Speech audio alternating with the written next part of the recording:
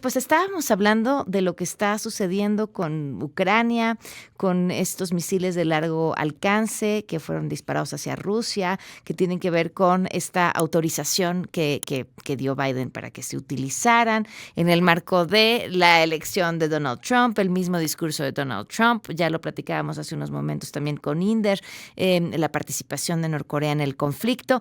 Nos acompaña Beata Wojna, profesora de Relaciones Internacionales del TEC de Monterrey, ex embajadora de Polonia en México y Centroamérica. Qué gusto saludarte, Beata, ¿cómo estás? ¿Cómo estás, Pamela? Un gusto saludarte igualmente. Pues no sé, no esperábamos esto a 1000 días del conflicto, ¿no?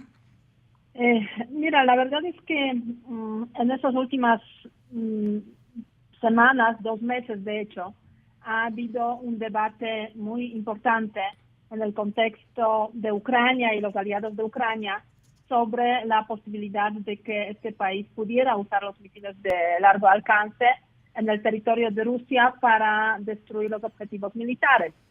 Y en ese contexto, pues ya se veía venir la respuesta de Rusia, que ha anunciado de que en caso de que eso ocurriera, pues podría modificar su doctrina nuclear, insertando ahí, digamos, una circunstancia de uso de armas convencionales que proceden de los países que poseen armas nucleares como causa para, digamos, usar armas nucleares, ¿no? Uh-huh. Y al mismo tiempo, el tercer factor aquí importante que tú has mencionado, el tema de Corea del Norte, que ocurre también en este contexto de la guerra de Rusia contra Ucrania, y que hace que hace un par de semanas, básicamente, el presidente Biden ha anunciado claramente que si los norcoreanos van a tener la participación en la guerra de Rusia contra Ucrania, los Estados Unidos permitirán a Ucrania usar misiles de largo alcance. Y en esa situación estamos, básicamente. Y la pregunta es ¿hasta dónde podría esto llegar y qué papel podría jugar una vez que Donald Trump llegue a la Casa Blanca?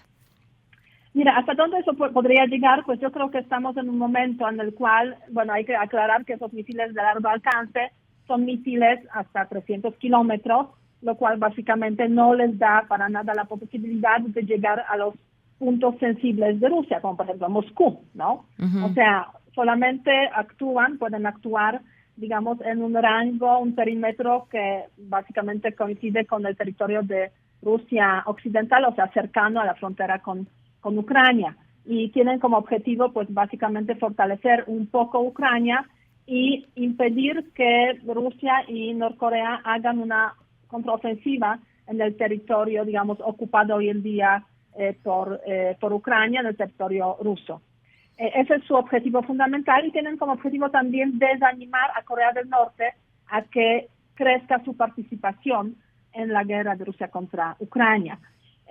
No creo que se llegue a una escalada mayor en términos, digamos, de involucramiento de más países en esta guerra, o tampoco creo que Putin empiece a usar las armas nucleares en respuesta a ese ataque con misiles de largo alcance, porque pues también tiene sus propios cálculos y sus márgenes, podríamos decir, de evaluación de cómo se encuentra la situación en el terreno hoy en día.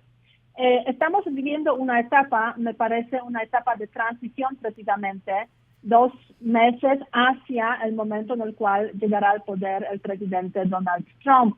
Y es una etapa en la cual ambas partes intentan, o sea, tanto Rusia como Ucrania, intentan ganar, fortalecerse frente a lo que puede ocurrir después de la llegada de Donald Trump al poder.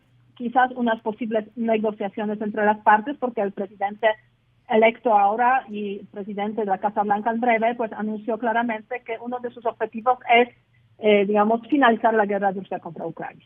Claro, qué interesante. Bueno, pues yo creo que da paz a muchas personas escuchar lo que dices, no ver que pudiera escalar a más o involucrar a más países, pero sí fortalecerse frente a una posible negociación que ojalá suceda. Fuera de esto, si la negociación no estuviera en el panorama, ya las intenciones de Rusia pues prácticamente serían el territorio completo de Ucrania, ¿no? Mira, en estos momentos Rusia ocupa más o menos 20% del territorio de Ucrania efectivamente hace todo lo posible en estas últimas semanas, días, para, ganar más territorio, pero nunca va a ser mucho más de 20%. Okay. Obviamente a Rusia le interesa no solamente, quedarse con el territorio, pero también, que ya tiene ocupado, pero también de alguna forma desmilitarizar o desarmar al gobierno actual de Ucrania, impedir que Ucrania se convierta en el miembro de la Alianza Atlántica.